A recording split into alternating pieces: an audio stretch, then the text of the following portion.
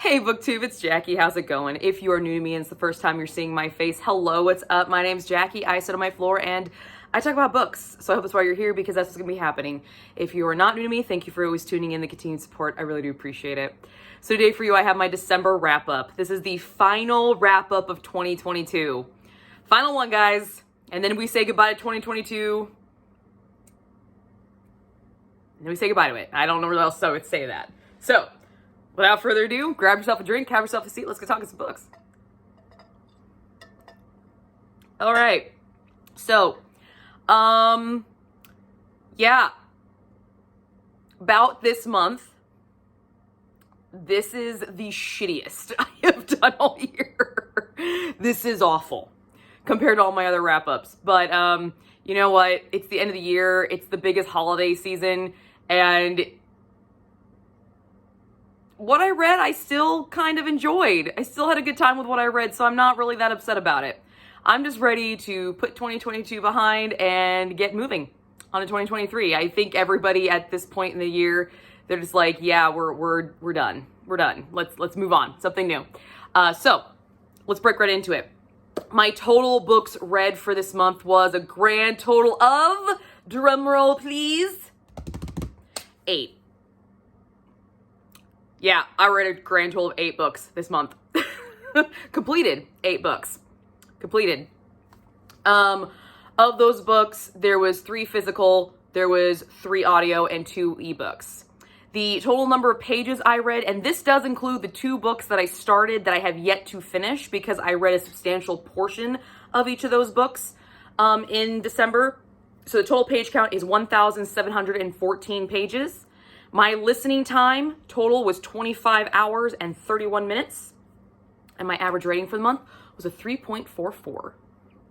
So compared to previous months, this is literally the worst, but I'm not really upset about it because of the books that I got to read this month. So let's dive into those. So as always, I have my notes over here and I will be referencing them. But just so you know, I'm not going to go through them, but these are the books that I didn't read. Here we go. I didn't even touch. Didn't even get to it. So we're just going to say goodbye to them like we're saying goodbye to 2023. But what I did complete started off with Wanderlust by Lauren Blakely. This was 5 stars. This was a carryover from November. But I started off the month with a bang with a 5-star read. First installment in the From Paris with Love series. Audiobook by the great Richard Armitage and Grace Grant. So yes, this was a delectable way to start the month off. We have a friends to lover romance with this, also a workplace romance. We do have triggers for death of a family and exhibitionism and voyeurism. So summary, we follow Joe and Griffin. Joe, can't read my own damn notes. Joy, we follow Joy. Joy has been promoted within her company to run the perfume development department in Paris. So she's coming from the States and moving to Paris. And Griffin is a translator that her company has hired to help her kind of transition through the culture, through the language, kind of get on her feet. It's about a 3.5 month assignment, which is a pretty good, decent assignment for a translator. So he's really excited because he can start sacking away a lot of money to complete this bucket list of dreams that he has to complete. Now, however, Joy and Griffin meet by chance before they know they're working together, and the attraction is on point. They both feel it. There's insta-lust. It's fantastic. But then they find out they actually have to work together. So they mutually decide to put their attraction to the side so they can have a workplace relationship that will be successful. But, well, it's Richard Armitage talking, and it's Paris. So that didn't fucking happen at the fuck all. And we are introduced to a very interesting relationship where friendship and romance lines are blurred, so blurry that there's not a fucking line anymore. Like, there's not a line. Just, there's not. What worked in this book? Audiobook. Richard Armitage. Need I say more? One of the sexiest voices in the world, in my opinion. And he got to narrate it in his British accent, plus in French. He says some French dirty lines in your ear, and I'm telling you, fucking fire. All right. I was enjoying myself immensely listening to this audiobook. Probably the reason it took me so long is because I couldn't physically do anything while listening to this book because I was so lost in this man's voice. So great choice for an audiobook if you are looking for a really good audiobook. The chemistry between Joy and Griffin off the bat, it is there, it is on point, and I loved it. I was down for it. I had a great time with this couple. They didn't really piss me off that much.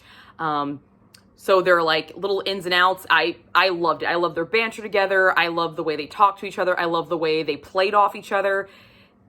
Blakely did a fantastic job creating this really steamy but yet respectful relationship chemistry that she has between these two characters. Blakely's writing, another major plus for this book. She did sensory overload in this book. I mean, she hits every single fucking sense. She talks so much about the food of Paris that I got so fucking hungry reading this book that all I wanted to do was eat some sweets. And during the holiday season, they're fucking everywhere, okay? So I was just gobbling little tartlets and chocolate bonbons and all the goodies because I was so fucking hungry every time I listened to this damn book. But it was awesome. And the sex scenes, I felt everything. I could see Paris at night with the glistening, with the rain hitting the pavement. It was glistening like diamonds. The way she described it, it was just awesome. I could hear a pin drop at how quiet it was on the terrace of Paris. And during some of those scenes, sensory fucking overload, tingles everywhere, good and bad places. But they're still good. Yeah, awesome. Fan-fucking-tastic. I had a great fucking time with it. The main thing that I really enjoyed about the relationship between Joy and Griffin was this mutual respect between the hero and heroine in regards to their own personal goals. They each have their own goal set. And I don't know a single person who doesn't have their own dreams and desires, whether they are dreams and desires with somebody else or on their own. And I really enjoy this concept of this novel because when both our hero and heroine, their dreams and aspirations, they don't match up. They don't match up to where they can be together. They mutually respect each other enough to allow them to go and do their own thing. It makes for really great drama, but it's not heartbreaking drama in the sense where they're angry and they're mean and they're spiteful because of it. It is just, I'm going to miss you. I want you here, but I love you and I care about you enough to not keep you here. And I just found that fucking amazing because two fucking grown-ass adults respecting each other's boundaries, respecting each other's personal spaces and dreams and aspirations, and being supportive enough of the person and confident enough in their feelings that they could let the other person go off and then confident enough that they would come back. I could not get enough of that. I love that between these two people. What didn't work? I got fucking hungry, bitches. I got fucking hungry. I wanted to eat all the time. I was listening to this book because all they talk about is chocolate tarts and bonbons and fucking bread. I am a carbs girl. I love bread. And oh my fucking God, I got so hungry. So that was the only thing I didn't like about this book is how fucking hungry I got. But you know what?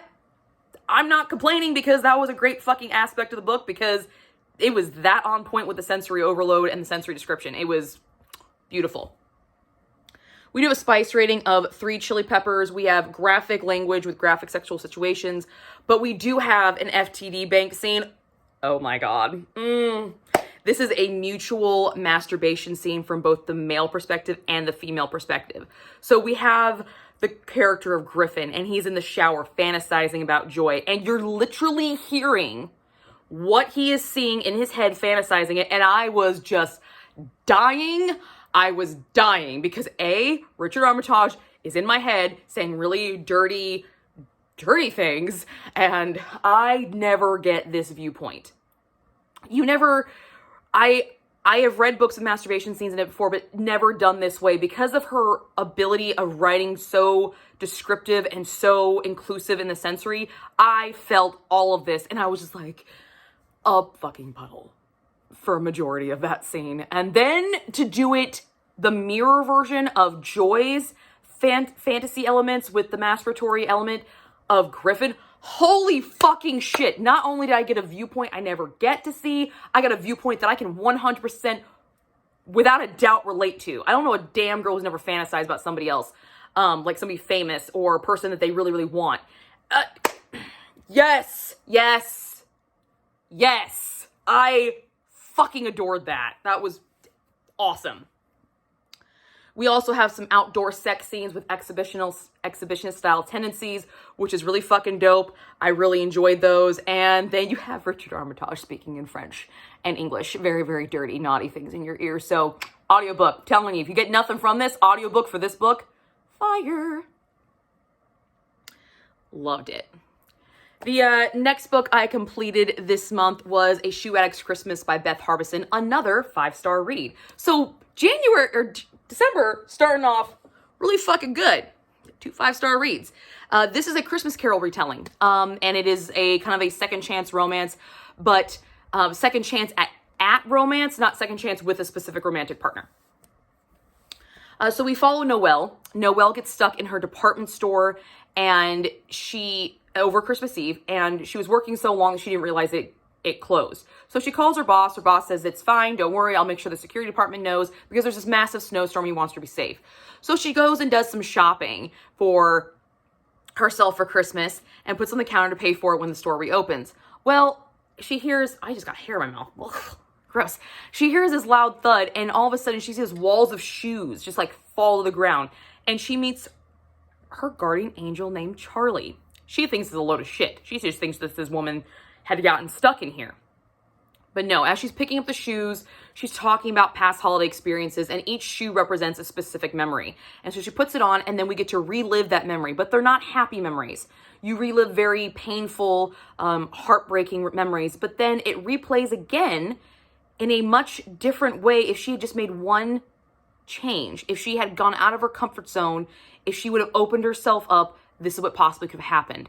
And you see the same person appear in each of these memories, just at different points in her life. That's where the second chance comes in. I fucking adored this. Christmas Carol is one of my favorite stories of all time. And I loved how this respected the original work. It was one of the main things that worked for this story for me.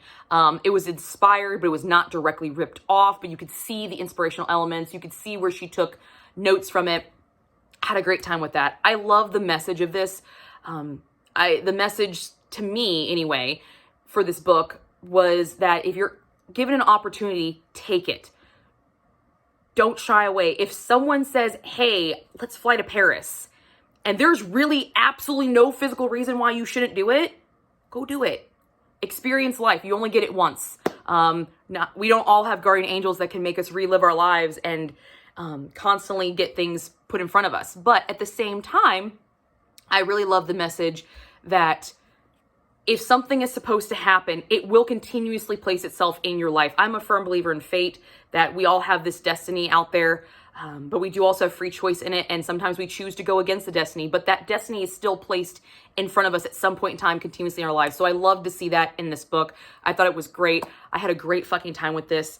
The only thing I did not like about this book was I wanted a full-length novel. I wanted it longer. I wanted it more fleshed out. I wanted to really get to know Noelle. I wanted to see more of these moments. I wanted Charlie's backstory. I wanted a full-length Christmas story.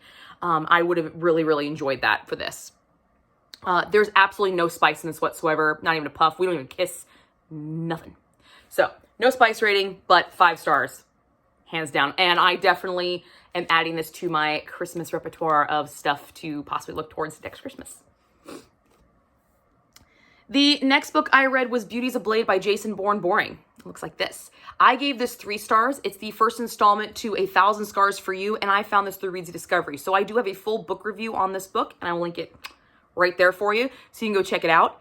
The second installment for this book, for this series, I don't remember the title of it off the top of my head, actually comes out in January of 23. So I do plan on picking that up because I had such a good time with this. This thing was a lot of fantasy tropes and a lot of romance tropes, all kind of just thrown together and mushed together. But for the long time, I thought I was watching a fucking train wreck. I really, really did. But by the end, everything all kind of wrapped up, and I saw that this train wreck really wasn't a train wreck.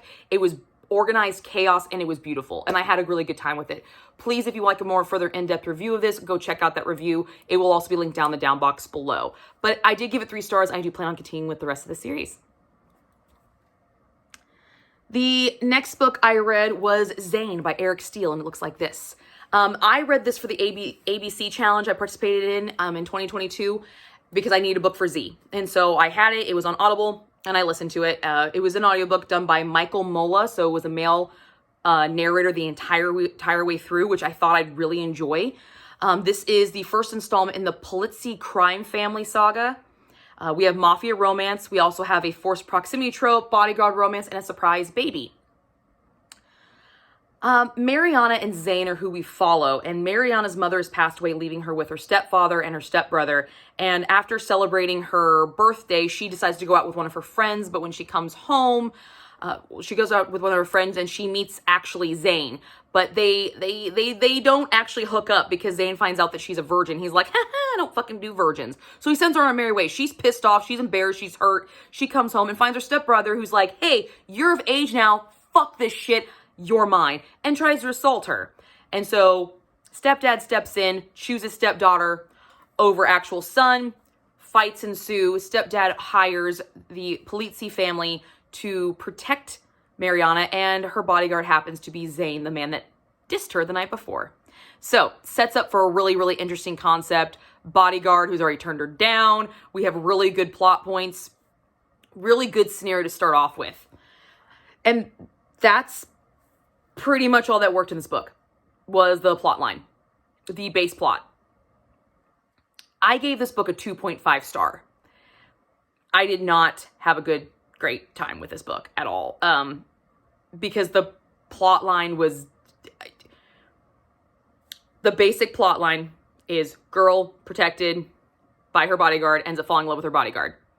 Like, once we got to that storyline, fan-fucking-tastic. That was great. But there were so many elements that were brought in beforehand that could have infused with that plot line and made it better and stronger, and it didn't. What didn't work? Audiobook. It was a hard miss for me. I did not have a good time with this audiobook. I feel like I probably would have liked this book if I had not listened to it. I think the narrator did his best, but it wasn't for me. It was the voice he gave Mariana. No. I was not digging that voice. I was annoyed most of the time. And there's a lot of time progressions in this book with little to no idea of what's going on. So we don't have an insta-love in this story, but it fucking feels like it because of all these time jumps. So we have like 4 months here, 3 months here. And then after this 4-month time jump, she's like, oh, well, you know, he's changed so much. Really, bitch? How did he fucking change? You gave me nothing. I did not get any physical moment that I could relay back to justify why your internal monologue has changed from what it was 4 months ago. So the story looks insta-love, but I know it's not because time has passed, but I have nothing to show for it. And that was a really, really big hit for me. There were some times where conversations were brought up that could have been those moments of relying on to build that romantic development, to build that relationship, to build the arcs that these characters were going through. And they were mentioned, but the conversation never fucking happens. And then we have a time jump that the conversation happened during, but we're not privy to it. So I'm supposed to just assume that everything's all hunky-dory, and that's not cool for me. I was not having that at all. Lack of description during the actual meat of the story. I didn't have any. I got it all during the internal monologue. But again, I had nothing to revert back to. I had no instances where their internal monologues could match up to say, this is why they're feeling this way. It's just, you are. No, that doesn't work for me. It didn't work. And the spice rating for this was a 2. It wasn't super, super hot. The sex scenes were pretty mechanical for me, and I'm not a big fan of mechanical. With as much description and the internal dialogues that I got, I should have had a lot more description in those sex scenes. I should have gotten a lot more bada bing, bada boom, for lack of a better cliche mafia phrase that I could use, because there was a ton of them in this book, ton of mafia cliches. But this book left me wanting more of never wanting it again. Yeah, like it left me wanting, but not for more. However, I had a negative experience with a first installment audiobook. And I went back and I read the second installment in that series, but I physically read it, and I had a very different reaction. So I'm going to try that again with this series and physically read the second book and see what I think. Because it might have been just the audiobook. It might have been the way that some of these things were delivered to me that it just wasn't working for me, because I wasn't a big fan of the voice that it was being delivered to me in. So I'm going to give it another try, because I've had a positive experience with doing this technique before. So I'm going to try it again. And this is a male author, so I kind of like to give him another try, because I like the alternate perspective. I like having it. I didn't really get it in this, so I'm hoping that maybe I will in the next installment. The next book that I completed was my Smut Club book of the month, and that was Haven by Rebecca Weatherspoon.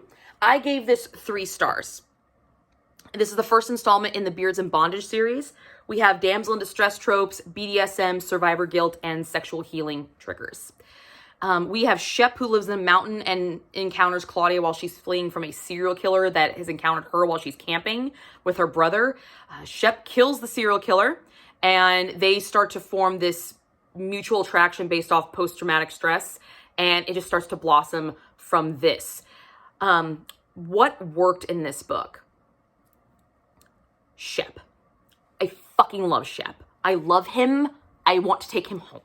I loved him. I loved his take charge attitude. I loved he knew what he wanted. He didn't beat around the bush. It was take no prisoners. This is how it is. Straight up, blunt, in your face. I fucking love that shit. I love it. I love it when someone does not beat around the bush.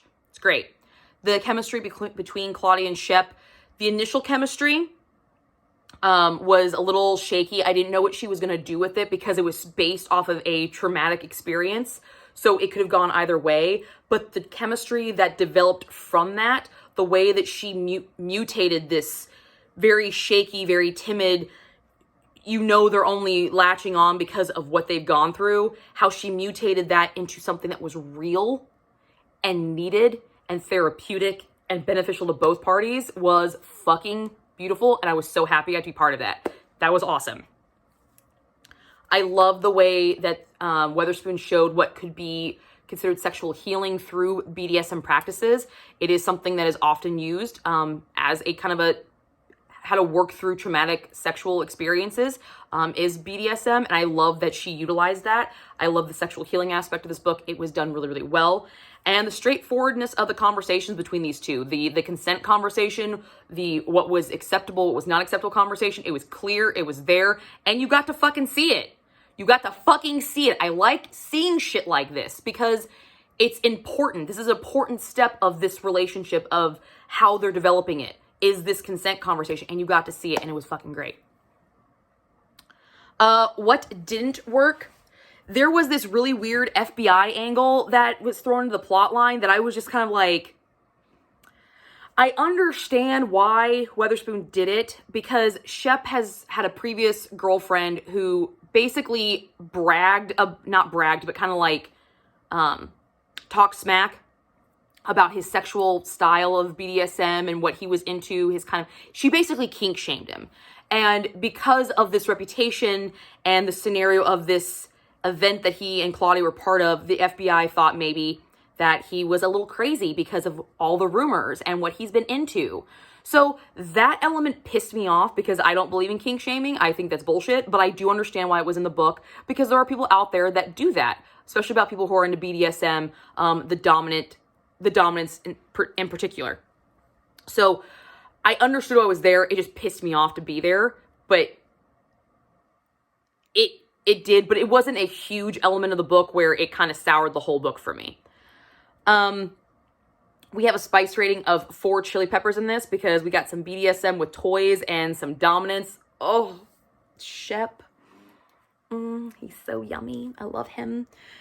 Graphic language and situations, and we have the sexual healing. The flogging, bringing her into subspace through a flogging scene was fucking phenomenal read. It was a great experience to be part of. And that was a great time. I had a fucking fantastic time with that. I really thought this was going to be 5 stars. This thing hit the ground fucking running, but by the end, it did start to lose a little bit of its luster. That's why I only stayed as a 3-star.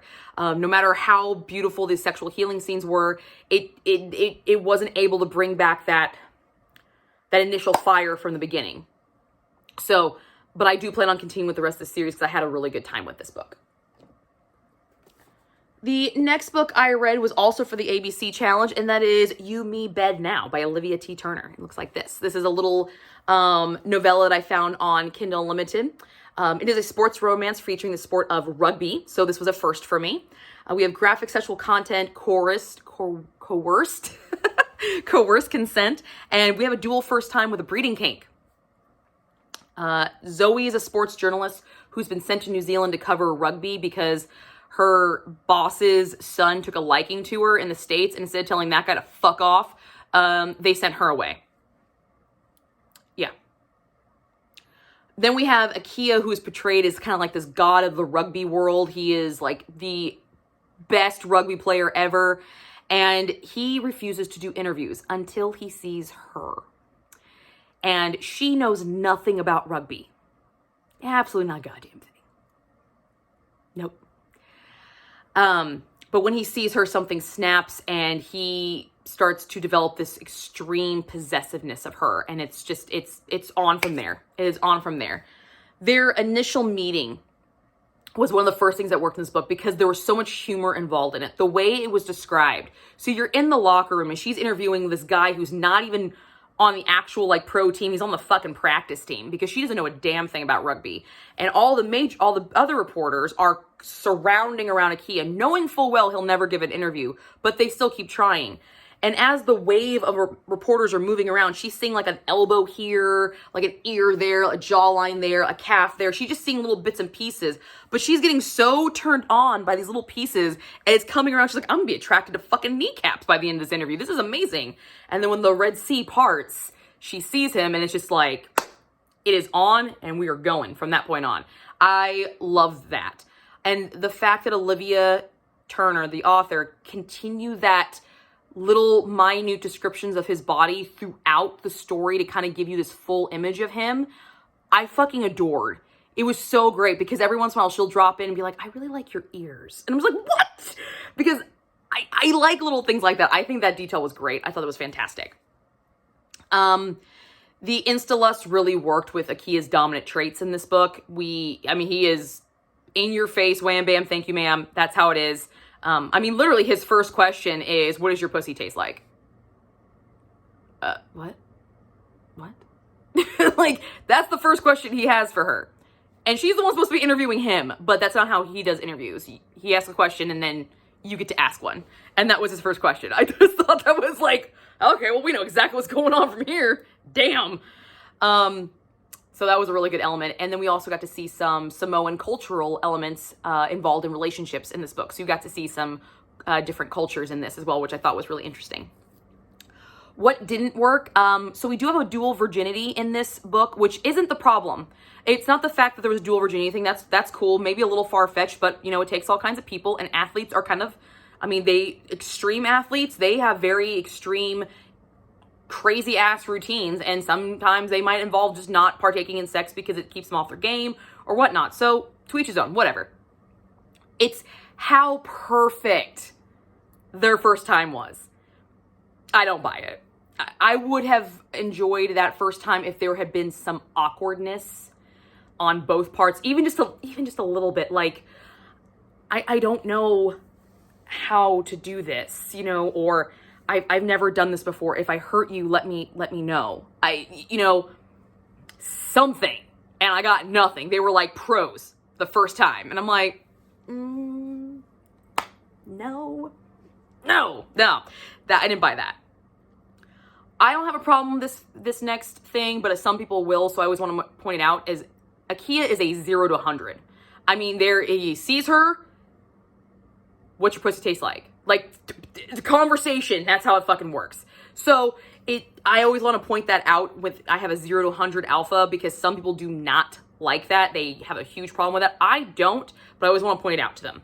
And I wanted this longer. That was another thing I had a problem with. This thing could have been a full-fledged novel, and I would have loved it. To see more of their relationship build up, more of these little things that Akia did. He does a big, huge, grand gesture, which was awesome. I would have loved to see more of those. They were great. Spice rating, 2 chili peppers, graphic language, dual first time. Nothing super impressive, but what was there was definitely entertaining. However, we do have some epilogues in this that do continue this spice rating up until like after 30 years, which I thought was really, really unique and cool. And they're still like humping like bunnies in a fucking closet. So, not a super high spice rating, but definitely a long spice rating. It definitely, their spice continued throughout the relationship. So that was nice to know. Definitely. The next book I completed was this guy, Mr. Jingles by Layla Faye, and I gave this 3 stars, and I did a vlog on this as well, so you can see it up here in the corner.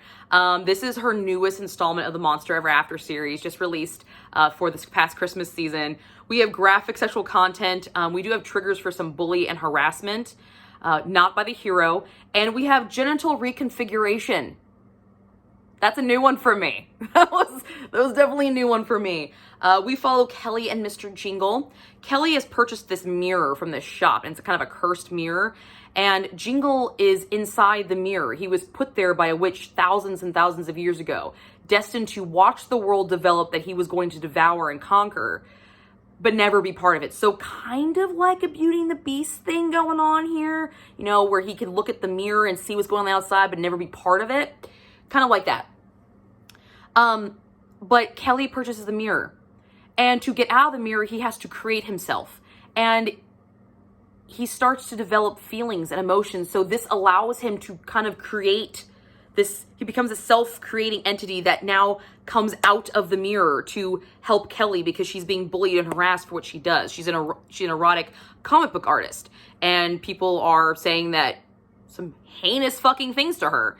And he's just like, I'm done with this. I need to protect her because he has grown accustomed to her. He saw her in the shop when she first came in and heard the jingle of the door, and that's how he picks his name.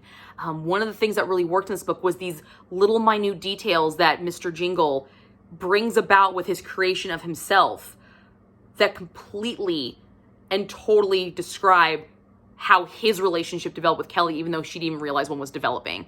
I thought it was really, really unique, and I liked that a lot. The plot point was really, really good for this story. This mirror ghost, and he develops feelings for her, and now he's free, and it's all about her. I liked his protectiveness as a hero. I didn't think it was super crazy seeing that, you know, he was an entity that could only exit this mirror once he developed emotions for someone. So the protectiveness level that he had zero issue with. I thought it worked well for his character. And I love this continuing developing appearance. So he creates enough of a body to get out, but he doesn't do his face because Kelly has not drawn his face. So there's this really sweet moment where he asks her to draw him a face that she will like, that she will adore. And so she does, and then he morphs it in, and he's beautiful, and all he wants to do is kiss her under mistletoe. And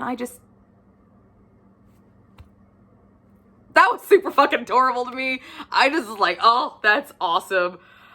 We also, something about me is I love cheese, not the food, but yes to the food, but not in respect to this. I love cheesy pickup lines, like cheesy things.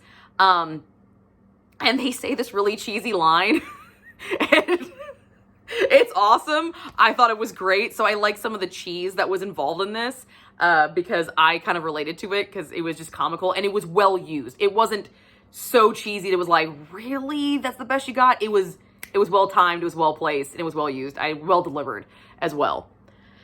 What didn't work? The genital reconfiguration, that kind of threw me. I would have liked to have known about that. I can handle it, but I would have liked to know about it because he has to rebuild her vagina for him to fit because the dick he created was based off a drawing that she created, and it doesn't fit in a human female. So I was like, okay. This power should never exist. This power should never exist. And that's why I don't like it, because I don't want this power to ever exist at all. But in the book, I thought it was fucking hilarious. And it took me off guard. I was just like, what the fuck am I reading? You can watch the vlog of me, like, just kind of losing my shit at that point. Yeah. He also, I have no problem with piercings. You do you. Prince Albert's, if you want them, rock them. But you put a fucking jingle bell on that thing, I'm gonna get fucking annoyed. That would annoy the crap out of me. And they did that, and I was like, oh dear God, no. And tasting like eggnog. Every one of her creatures, her monsters, Layla Faye's monsters, always seem to taste like something. And she picked eggnog. Of all the flavors of Christmas, you pick egg. Ugh. I don't like eggnog, so I was not a fan of that. So all very superficial stuff of what didn't work in this book, but it's monster erotica. So, I mean, what doesn't work for somebody is going to totally work for somebody else in regards to monster erotica, because it is completely and totally fantastical. So, spice rating, we have a 5. We have a 5 on this bad boy. Yeah, genital reconfiguration shot that fucker right up. Right up. Also pierced anatomy, because whoever gets your rocks off. And we have a scene of, so Mr. Jingle has this power with like these invisible tentacles. Well, he has tentacles that can come out of his back, but then he can make them invisible. And he has her bound on the bed, and then he basically fucks her with invisible tentacles, and there's a mirror above her. So she's watching herself writhe in ecstasy, but doesn't see why. She just feels it. The mindfuck of this scene. Definitely worth reading this book for that scene. That scene was fucking dope for that. Thought it was great. The last book I completed for this month was this guy, Rain by Siobhan Davis. I have finally completed the Sainthood Boys of Lowell High trilogy. This one has gang violence, forced marriage, sexual assault, and domestic violence. Heavy on the domestic violence. That is definitely a major fucking trigger in this book, along with sexual assault. Not by the heroes, these are all by the villains, towards members of the heroine's family. So definitely be wary if you read this series. This one is really, really heavy on the domestic assault and domestic violence, or sexual assault and domestic violence. So this being the third installment of the Sainthood, it is the conclusion of the trilogy. All of our questions get answered. Everything wraps up in this very, very bloody bow. I can't really talk about what's going on in the story because it is a direct follow of the sequel and the first one. But just know that this is definitely a trilogy where everything wraps up nicely, which sometimes trilogies don't do. This one does not suffer from that. You get everything answered. Whether you like the answers, that's up to you. What worked? All the questions got answered. I really enjoyed the development of the internal relationships among our like reverse harem that we have going on with Harlow, Kaz, Theo, Galen, and Saint. Harlow, Galen, and Saint's relationship definitely fuses some more, but we do have another internal relationship that is blossoming in book 2, and we get to see the fruition of it in this installment, and I fucking loved that, because in book 1, you know something's going on with one of these guys. In book 2, you realize that it's actually with another member of the Sainthood, and in book 3, we get it all laid out in your face, and it's excellent. That area was handled really, really well in this book.